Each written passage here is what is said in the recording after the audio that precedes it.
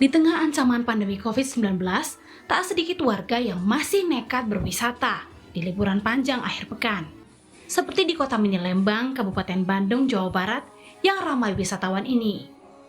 Berdalih tetap mengenakan masker dan menjaga protokol kesehatan, mereka yang berwisata ingin sejenak melepas penat setelah berbulan-bulan hidup dalam karantina, walau tetap khawatir akan ancaman penularan wabah. Khawatir juga ya, suami juga sebenarnya nggak kasih ya. Kita pakai protokol kesehatan aja sih, cuci tangan, pakai masker, bahan sejuk juga. Banyaknya wisatawan yang berlibur keluar kota, terutama dari Jawa Tengah dan Jawa Barat, tampak dari arus balik di Tol Cipali dan Tol Cikampek. Sejak Minggu siang, arus balik kendaraan mulai kembali ke kawasan Jabodetabek hingga petugas harus menerapkan rekayasa lalu lintas serta membuka semua gardu loket pembayaran di ruas tol tujuan. Setelah warga berpencar keluar kota dalam liburan panjang akhir pekan ini, potensi lonjakan angka kasus COVID-19 pun muncul. Kepala daerah tujuan wisata seperti Jawa Barat dan Jawa Tengah pun menyiapkan strategi antisipasi. Nah, yang penting kedisiplinan itu kita tegakkan dari sisi pemerintah. Kedua adalah melakukan testing masif, Mbak. Kombinasi itu akan membuktikan kekhawatiran yang dibahas malam ini terjadi atau tidak. Dan ini akan menjadi evaluasi. Jadi minggu ini kita akan lakukan tes masif. Kalau ternyata polanya masih sama, Mbak, dengan yang minggu-minggu sebelum, berarti kekhawatiran terjadi klaster pariwisata keluarga tidak terjadi. Tapi kalau ternyata ada lonjakan, maka teori itu bisa menjadi sebuah evaluasi buat kita.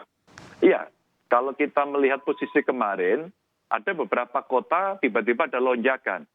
Pak, waduh kemarin ramenya minta ampun. Apa artinya? Kita juga lengah. Kita juga nggak boleh begitu. Maka saya teleponin kawan-kawan, bupati wali kota ada yang standby terus. Tapi ada yang kemudian tidak. Ada bahkan yang membuat event besar. Ketika saya kasih tahu, mereka bilang, loh tempat saya sudah menghijau. Dari kuning menuju putih sekarang sudah menghijau. Kami tenang saja. Dan kemudian tesnya sangat rendah sekali. Maka yang seperti ini kan ada kengeyelan dari pemerintah. Kan bahaya ini. Nah akhirnya kita edukasi, kita ajak bicara. Karena ternyata ada yang ingin tetap membangun frame citranya bahwa di tempat saya sudah baik. Oke. Tapi disiplin protokol kesehatan saja tidak cukup. Karena wabah COVID-19 bisa menyebar dimanapun, tak hanya di tempat wisata. Hanya memperlambat kasus. Jadi kalau sekarang kita melihat kenaikan kasus nasional antara 2.000 sampai 2.500 per hari, itu di samping karena kapasitas atau specimen rate capacity kita, tapi juga karena memang protokol kesehatan hanya memperlambat. Kenaikan itu pasti, perlahan pasti. Kalau perilaku virus ini, dia sangat menyukai keramaian. Dia tidak peduli apakah di keramaian orang memakai masker, orang menjaga jarak, ada fasilitas cuci tangan atau tidak. Tetapi keramaian itu sudah membuat corona menari-nari di atas kita semua. Jadi dimanapun, di tempat pariwisata, di perkantoran, di area bisnis, selama ada potensi keramaian, pasti ada potensi transmisi. Jadi hubungannya linear.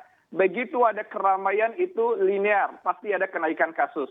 Hanya saja dengan menggunakan protokol kesehatan, menjaga jarak, menggunakan masker, perilaku cuci tangan, itu dia akan meminimalisir risiko. Meminimalisir bukan berarti menghilangkan. Dia memperkecil dan memperlambat. Apalagi adanya perilaku yang tidak selalu sadar, tidak selalu sabar di antara masyarakat kita. Potensi klaster baru wabah COVID-19 bisa muncul dari mana saja selama ada interaksi antar warga. Jika kita tidak saling menjaga dengan memakai masker, rajin cuci tangan, dan menjaga jarak, penyebarannya bisa membahayakan lebih banyak nyawa. Tim Liputan, Kompas TV.